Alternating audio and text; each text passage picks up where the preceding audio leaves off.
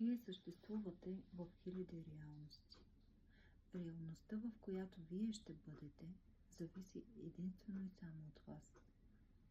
А как да се пренесете в тази реалност? Първо, трябва да промените мисленето си. Няма как да мислите негативно, да се съсредоточите върху проблемите, върху трудностите и да преминете в реалността, която ще ви направи щастливи. За да преминете в по-добрата реалност, в тази реалност, в която вие сте съвършената версия на себе си, вие трябва да промените мисленето си. Трябва да мислите като човекът, който е в онази реалност.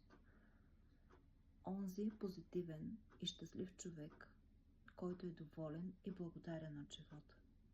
Така че променете мисленето си. Бъдете по-добрата версия на себе си. Здравейте! Щастливи ли сте от живота, който водите? Имате ли всичко необходимо? Имате ли благата, които са ви нужни? Удовлетворени ли сте от работата, която работите и от вас самите?